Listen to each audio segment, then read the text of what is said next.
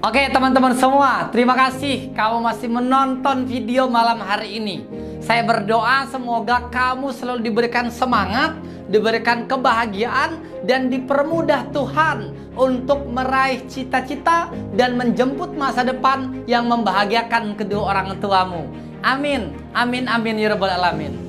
Kalau kemarin kita membahas tentang SNPTN, kenapa harus lulus di jalur SNPTN, jalur apa aja yang diadakan LTMPT, dan banyak hal yang sudah kita bahas kemarin. Malam hari ini kita mau lebih spesifik bicara tentang zonasi kampus dan lintas jurusan. Ini penting banget bagi kamu yang memang benar-benar mau kuliah. Nah teman-teman semua, kemarin banyak yang bertanya kepada saya melalui Instagram saya dan Instagram Lampung Cerdas. Kak, saya masih bingung kak, mau kuliah atau mau kerja aja ya gitu. Orang tua saya nggak punya biaya kak, jadi saya pengen kerja aja. Kak, saya pengen banget kak kuliah, tapi gimana ya, wong saya ini nilainya kecil, bodoh, kayaknya susah kalau saya mau daftar kuliah. Teman-teman semua, sebelum kamu merasakan, jauh sebelum itu saya sudah merasakan. Orang tua biasa aja saya pun merasakan. Keadaan perekonomian kita yang biasa aja saya pun merasakan. Bahkan ketika punya nilai yang standar-standar, saya pun juga merasakan teman-teman semua.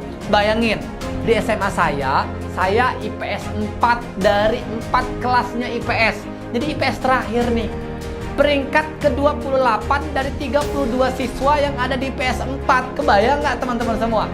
Kalau diurutin tuh IPA 1, IPS 1, IPS 2, IPS 3, IPS 4, dari 150 siswa, saya itu peringkat ke-141 teman-teman semua. Kebayang?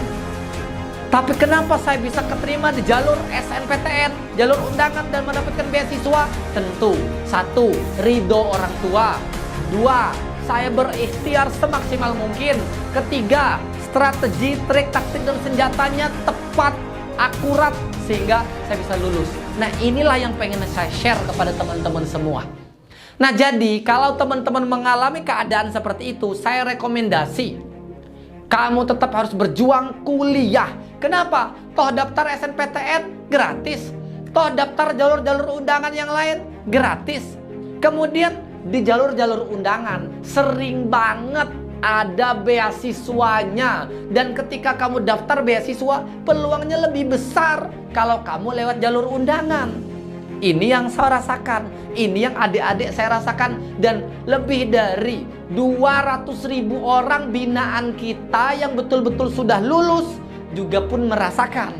Jadi tahun ini giliran kamu yang harus membuktikan dan juga merasakan.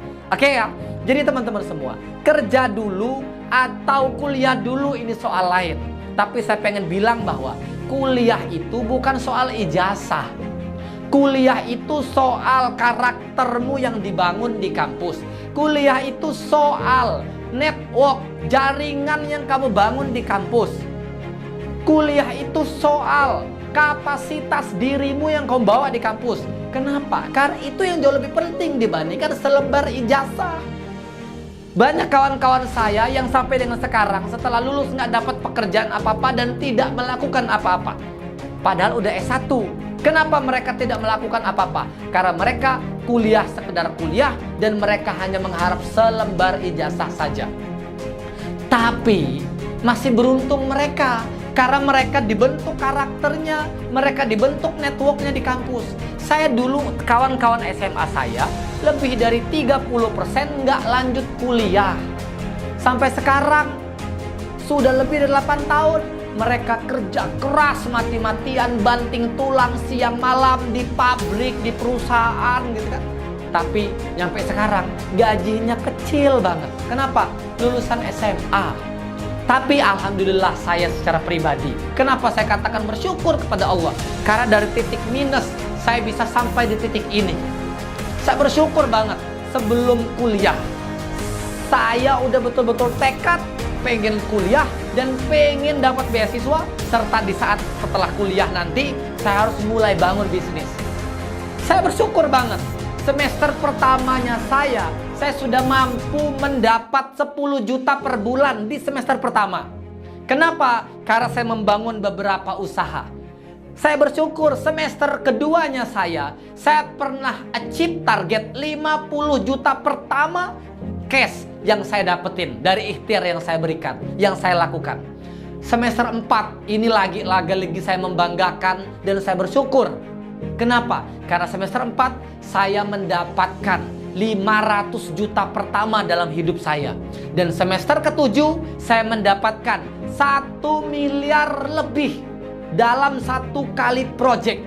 Dan ini satu hal yang saya sangat syukuri. Sehingga saya bersyukur banget. Saya sebelum lulus, saya sudah punya rumah sendiri di kota Bandar Lampung, di dekat tempat saya kuliah. Yang kedua, saya sudah bisa punya kendaraan roda 4 sendiri, mobil sendiri, dan saya sudah bisa beli sesuatu yang pingin banget saya beli. Apa itu? Handphone baru, laptop baru, dan banyak hal lagi. Artinya teman-teman semua, saya pengen katakan, ternyata bisa loh kamu kuliah plus sambil kerja. Karena banyak sekarang perusahaan-perusahaan, kafe-kafe, resto-resto, dan perusahaan-perusahaan startup yang membuka part-time untuk mahasiswa. Kalau kamu kuliahnya siang sampai sore, berarti kerjanya sore sampai malam. Kalau kamu kuliahnya siang sampai sore, berarti kamu kerjanya dari pagi sampai siang. Dan itu bisa dikomunikasikan. Atau kamu mau seperti saya, bisa ternyata kuliah sambil membangun bisnis. Awalnya orang-orang bilang saya beruntung.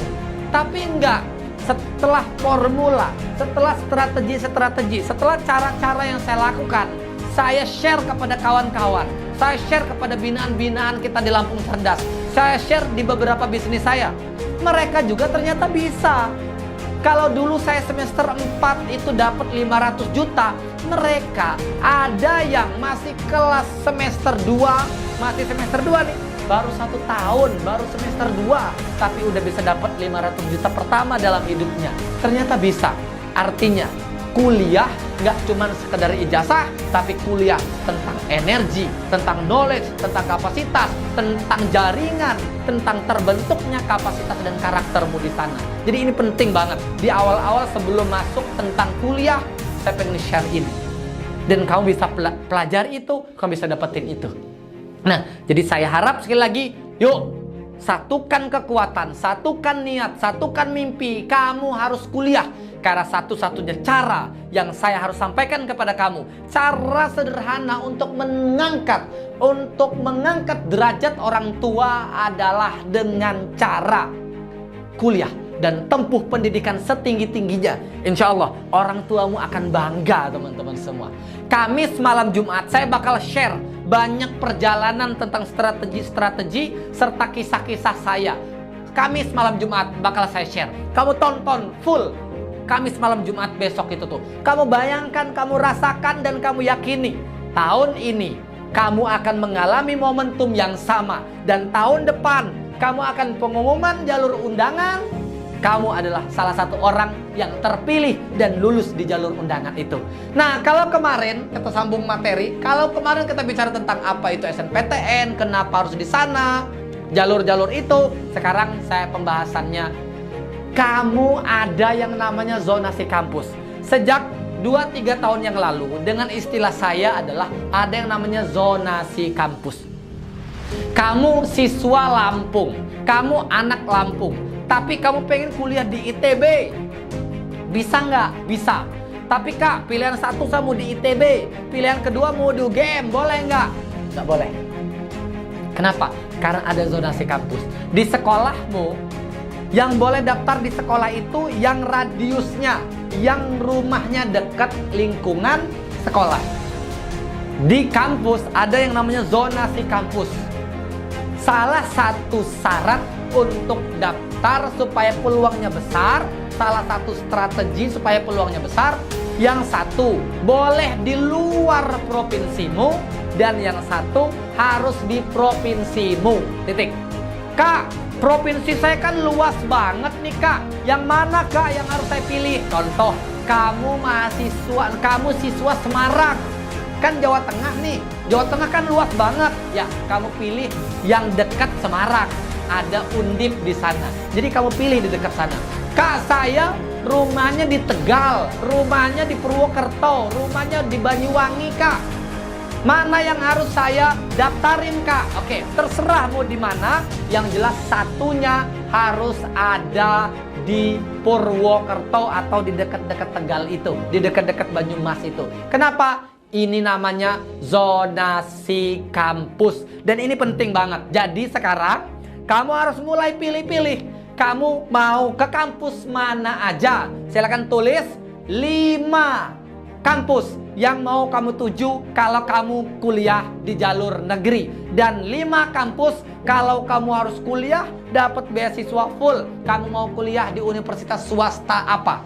Banyak universitas swasta terbaik di negeri ini dan melengkapi dengan fasilitas full beasiswa. Nah, itu tentang zonasi kampus. Yang kedua, lintas jurusan. Kak, saya anak IPA. Boleh nggak sih, Kak, saya daftar IPS? Kak, saya anak IPS. Boleh nggak saya daftar kebidanan? Ini muncul pertanyaan yang begini-begini nih. Jawabannya ada yang boleh, ada yang tidak. Perhatikan. Ada yang beberapa universitas, beberapa jurusan, ada yang boleh lintas jurusan, ada yang nggak boleh. Nah, penjelasan detailnya Kamis malam Jumat akan kita perpanjang supaya ada contoh-contohnya dan kita bisa langsung pakai papan tulis. Nanti saya pakai papan tulis supaya bisa menyontohkan kepada kamu zonasi kampus, lintas jurusannya itu harus bagaimana. Nah, jadi teman-teman semua, matangkan baik-baik. Pilih dulu kamu mau jurusan mana aja. Maka di bagian kedua tentang lintas jurusan, yang harus kamu lakukan, yang harus kamu kerjakan, silakan searching, silakan search, silakan cari sebanyak-banyaknya jurusan-jurusan itu apa aja, supaya kamu nggak cuman terkotak yang ada di sekolahmu aja. Banyak kita bingung pilih jurusan dan ujung-ujungnya milih jurusan yang ada kakak-kakak tingkatnya aja. Padahal banyak peluang jurusan yang itu kamu bisa daftarin dari IPA, dari IPS, dari bahasa, dari agama, dari seni, dari olahraga, dan lain sebagainya. Bisa kamu daftarkan, tapi peluangnya juga jauh lebih tinggi bisa keterima di jalur itu, di jurusan itu. Nah, ini pentingnya. Jadi kerjakan dulu PR ini, besok malam kita bakal bahas. Kak, politeknik itu gimana, Kak, peluangnya? Analisis nilai rapot itu gimana polanya, Kak? Besok malam akan Kak Saiful sampaikan tentang hal-hal yang lebih penting lagi, hal-hal yang lebih mendasar lagi yang harus kamu kuasai kalau kamu betul-betul mau kuliah dan pengen dapat beasiswa serta pengen banget membahagiakan kedua orang tua. Terima kasih. Semoga materi malam ini bermanfaat. Silahkan tulis di kolom komentar menit keberapa atau kata-kata apa yang menurut kamu penting banget harus dicatat dan diingat. Tulis di kolom komentar. Sekali lagi, terima kasih. Sampai jumpa di video besok malam. Goodbye.